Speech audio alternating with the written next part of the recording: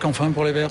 Toute la question, c'est comment on répond à l'attente légitime de protection qui s'exprime dans la société sans fermer les frontières, sans tomber dans le souverainisme, le nationalisme. C'est ça la problématique moderne qui nous est posée aujourd'hui à nous, responsables politiques de gauche. Concrètement, comment on fait? Nous, on a deux propositions. Je ne sais pas si vous voulez faire partie de la gauche. Laisse parler Pascal Canfin. Robert Rochefort. Les deux piliers pour nous. Le premier pilier, c'est la préférence sociale et environnementale. Un produit, il n'est pas bon parce qu'il est breton et mauvais parce qu'il est chinois.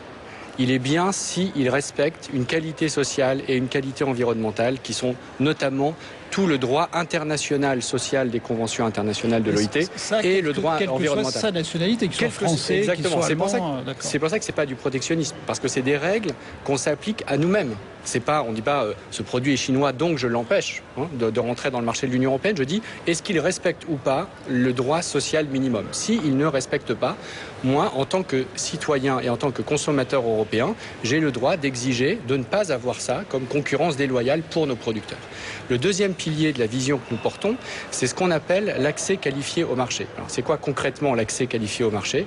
Je donne un exemple parce que c'est déjà en place.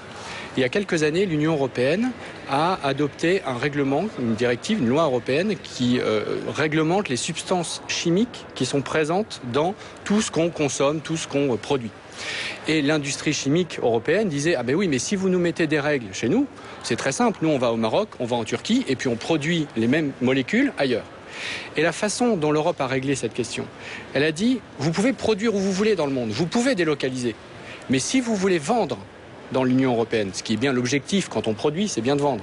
Si vous voulez vendre dans l'Union européenne, alors vous devez respecter le droit européen. » Et du coup, l'ensemble de l'industrie chimique internationale, qu'elle soit située au Japon, en Chine ou ailleurs, a dû se conformer aux nouvelles normes. Et il n'y a eu aucune délocalisation dans l'industrie chimique, alors que nous avons adopté des règles beaucoup plus ambitieuses en matière de protection de la santé. Donc voilà un exemple concret qui date de quelques années, qui montre que quand l'Europe a la volonté d'agir, elle peut le faire.